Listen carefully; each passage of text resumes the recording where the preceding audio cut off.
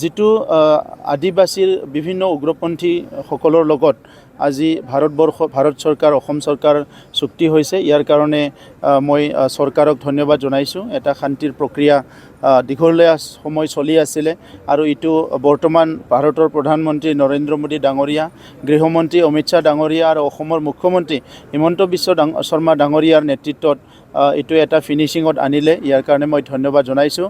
আৰু আদিবাসী সমাজৰ তৰফৰ পৰা যিসকল যুৱকসকলে ইমান দিনে অস্ত্ৰ লৈ বহুত দিন সংগ্ৰাম কৰিছে, পিছত অস্ত্ৰ জমা দি ইমান দিনে এটা আনচাৰ্টেনিটি, এটা অনিশ্চয়তাত আছিলে, তেখেতসকলে এতিয়া এই চুক্তিৰ পৰা মেইন ষ্ট্ৰীমলৈ আহিব পাৰিব। মই আশা ৰাখিছোঁ যে বড়োলেণ্ড অঞ্চল ইয়াৰ পিছত 100% পিচ আহিব আৰু অসমত যিটো ছাষ্টেইনেবল পিচ এটা প্ৰচেছ চলি আছিলে, এই ছাষ্টেইনেবল পিচটো ইয়াত পাবলৈ সক্ষম হ'ব আৰু উন্নয়নৰ কাম কাজত সেই যুৱকসকলেও অংশগ্ৰহণ কৰিব পাৰিব আৰু তেখেতসকলৰ এছপিৰেশ্যন যিবিলাক আছিলে এইবিলাক ফুলফিল হোৱাৰ লগে লগে তেখেতসকলে নিজৰ জাতি গঠনৰ কামত নিয়োজিত হ'ব পাৰিব। আলফা একচুৱেলি এতিয়া কি উদ্দেশ্য লৈ আলফাই মানে মূল খুঁটিলৈ অহা নাই এইটো আমি নাজানো, কিন্তু বৰ্তমান সময়ত এইটো খুবেই দৰকাৰ। কাৰণ এতিয়া আপুনি জংঘলত থাকি পেলাই সমাজ সেৱা কৰিব নোৱাৰে। এতিয়া আপুনি আহি সমাজৰ মাজত থাকি সমাজ সেৱা কৰিব লাগিব। হয় যে আপুনি ৰাইটৰ কাৰণে কথা কৈছে, অধিকাৰণে কথা কৈছে, বিভিন্ন কথা কৈছে, এইটো ঠিকে আছে। বাট আজিৰ যিটো সময়, ছায়েন্স এণ্ড টেকন'লজি, নতুন এটা ইকনমিক অৰ্ডাৰ আহিছে, গোটেই বিশ্বত এটা ট্ৰেণ্ড চলি আছে। ইয়াত আমি কেইজনমান ল'ৰা জংঘলত থাকি আন্দোলন কৰি যদি কিবা এটা পাবলৈ বিচাৰিছোঁ, সেইটো কিমান দূৰ সম্ভৱ হ'ব আজিৰ সময়ত আমি কল্পনা কৰিব নোৱাৰোঁ। গতিকে আজি আমাক ভাল ইনষ্টিটিউশ্যন লাগে, ভাল ইণ্ডাষ্ট্ৰী লাগে, আমাৰ ল'ৰা ছোৱালী কোৱালিটি এডুকেশ্যন পাব লাগে, ভাল কেৰিয়াৰত যাব পাৰিব লাগে আৰু সমাজৰ অভাৰঅল যিটো আমাৰ প্ৰটেকশ্যন এইটো ভাৰতৰ কনষ্টিটিউশ্যনে দিব। চ' ভাৰতৰ কনষ্টিটিউশ্যনৰ ওপৰত বিশ্বাস ৰাখি আমি কাম কৰিব লাগিব। এইটো ভাৰতৰ সংবিধানে কৰিব। জনজাতি কৰা নকৰাটো ভাৰতৰ সংবিধানে কৰে। ৰেজিষ্টাৰ জেনেৰেল অফ ইণ্ডিয়া আছে, কমিশ্যন আছে, এইবিলাক কৰে। গতিকে ইয়াৰ ওপৰত মোৰ ব্যক্তিগত একো ক'ব লগা নাই। সকলো জনগোষ্ঠীয়ে, ভাৰতীয় মানুহবিলাকে ভাৰতৰ সংবিধানৰ অধিকাৰ লৈ পেলাই জীয়াই আছে আৰু জীয়াই থাকিব। ইয়াত বাকীখিনি যিটো কোনোবা কিবা বিচাৰিছে এইটো সংবিধানে ঠিক কৰিব কাক দিব পাৰে আৰু নোৱাৰে।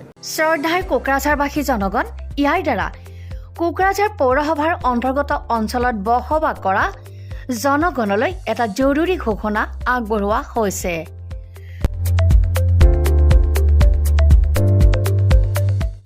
কোকৰাঝাৰ পৌৰসভাৰ অধীনত প্ৰপাৰ্টি বা হোল্ডিং টেক্সৰ ছেল্ফ এছেছমেণ্ট আৰু ৰি-এছেছমেণ্টৰ কাম পূৰ্ণ গতিত চলি আছে। যিসকলে এতিয়াও ছেল্ফ এছেছমেণ্ট বা ৰি-এছেছমেণ্টৰ কামবোৰ সম্পূৰ্ণ কৰা নাই, তেওঁলোকলৈ আমাৰ বিনম্ৰ অনুৰোধ, আপোনালোকে অতি সোনকালে অনলাইন যোগে ছেল্ফ এছেছমেণ্ট আৰু ৰি-এছেছমেণ্টৰ কামসমূহ সমাধান কৰি লওক। তাৰ বাবে আপোনালোকে অনলাইন যোগে প্লে ষ্ট'ৰলৈ গৈ আছাম প্ৰপাৰ্টি টেক্স এপছটো ডাউনলোড কৰি এই এপছৰ দ্বাৰাই আপোনালোকৰ আধৰুৱা কামবোৰ সম্পূৰ্ণ কৰি ল'ব পাৰিব। নতুবা play.google.com/store/apps/ৱেবছাইটৰ জৰিয়তেও আপোনালোকে আপোনালোকৰ কামসমূহ সমাধান কৰিব পাৰিব।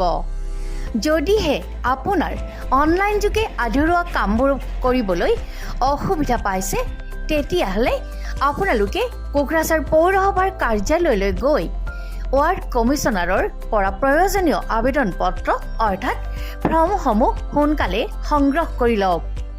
বিতংকৈ জানিবলৈ কোকৰাঝাৰ পৌৰসভা কৰ্তৃপক্ষৰ সৈতেও যোগাযোগ কৰিব পাৰিব। ইতিমধ্যে আপোনালোকৰ সহায়ৰ বাবে মেগা কেম্প কাৰ্যসূচী অনুষ্ঠিত কৰি থকা হৈছে। ধন্যবাদ।